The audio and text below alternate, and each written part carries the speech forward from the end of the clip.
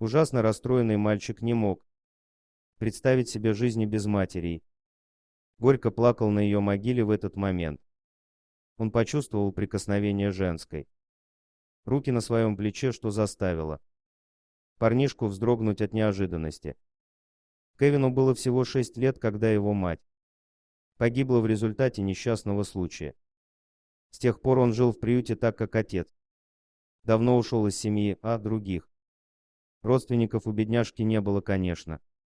Мальчику не нравилось жить в детском доме, он постоянно мечтал о том, что мама зарт его оттуда, чтобы он снова жил с ней.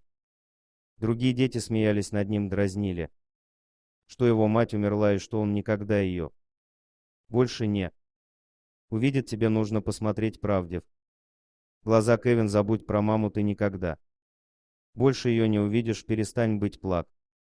«Сой», — сказал один из его соседей по комнате. Тем не менее, Кевин плакал целыми днями, а другие дети дразнили его ещё.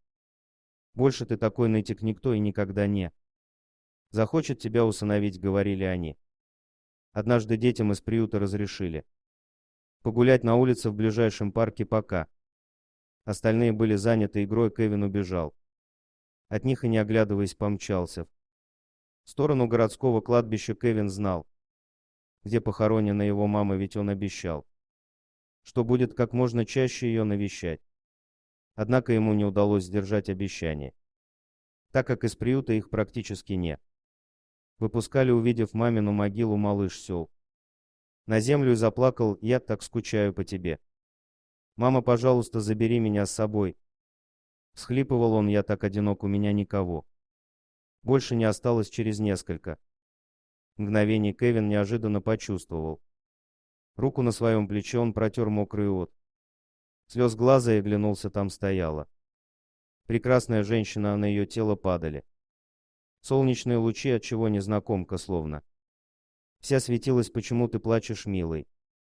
Мальчик, с тобой все в порядке?» — спросила она. «У меня больше нет мамы, я так скучаю по ней», — грустно ответил Кевин. «Мне очень жаль слышать это, милый. Где ты сейчас живешь?» — спросила женщина. «В приюте». С грустью ответил ей Кевин. «Я Сьюзан», — сказала женщина, присаживаясь рядом с Кевином. «Я прихожу на кладбище, чтобы навестить могилу своего сына», — добавила она. Услышав ее имя, Кевин расширил от удивления глаза. Затем он, наконец, улыбнулся и взволнованно произнес: «Мою маму тоже так зовут», и проводила Кевина обратно в приют. На обратном пути Сюзен заметила небольшой парк развлечений и спросила, не хочет ли мальчик туда пойти, на что Кевин с радостью кивнул головой. Парнишка с удовольствием катался на карусели и ел мороженое вместе со Сюзан. Затем добрая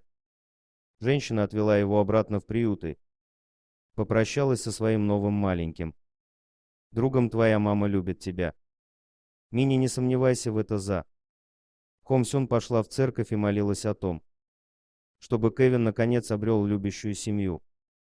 Когда она легла спать, ей вдруг приснился странный сон. Во сне ее покойный сын Адам передал ей записку с адресом Вашингтон Стрит, дом 43. Перед тем, как проснуться, сын сказал ей: «Мама, пожалуйста, возьми меня с собой». Этот сон снился Сьюзан несколько раз за неделю. Обеспокоенная тем, что он может означать, Сюн рассказала об ВСМ мужу. «Это так странно. Мне снилось, что Адам отдает мне записку с определенным адресом. Он в воскресенье время говорит, чтобы я взяла его с собой», — сказала она. «Что же это может значить?» «Что Адам пытается тебе сказать?» — спросил ее супруг Ричард. «Не знаю, но мне снится один и тот же сон с тех пор, как я встретила на кладбище мальчика по имени Кевин. Он навещал свою маму и сказал, что живет в приюте. Вот я и отвела его туда», — объяснила она. После этого разговора и Сьюзан решили посетить адрес из ее сна, и правда в их городе оказалась улица Вашингтона, дом 43. Когда двое подъехали по указанному адресу, Сьюзан с удивлением увидела приют, куда вернулся Кевин несколько дней назад. Сьюзан сразу же заметила грустного Кевина, сидящего у окна на первом этаже.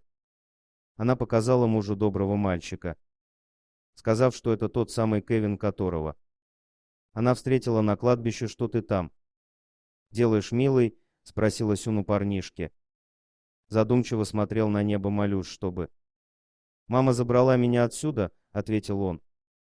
Сьюзан и Ричард посмотрели друг на друга и сразу поняли, что они должны сейчас сделать. Супруги решили усыновить Кевина и сделать все возможное, чтобы обеспечить ему счастливую жизнь. Кевин был поражен, что кто-то наконец захотел его усыновить. Еще больше мальчик обрадовался, узнав, что это были Сюн и Е, муж. Ричард: Бог ответил на мои молитвы. Однажды за своим приемным родителям во время ужина моя мама забрала меня из приюта, и теперь я здесь со своей семьей. Улыбнулся мальчик. Бог ответил и на мои молитвы, милый, когда я встретила тебя. В тот день я пошла в церковь и молилась о том, чтобы ты обязательно нашел любящую семью. Тогда я этого еще не знала, но я очень рада, что в итоге мы стали твоей семьей. Спасибо, что дал нам этот шанс. Кевин, улыбнулась Сьюзан, держа сына за руку. Дорогие друзья, если вам понравилось видео, поставьте лайк, а также подписывайтесь на канал, где найдете еще много интересного.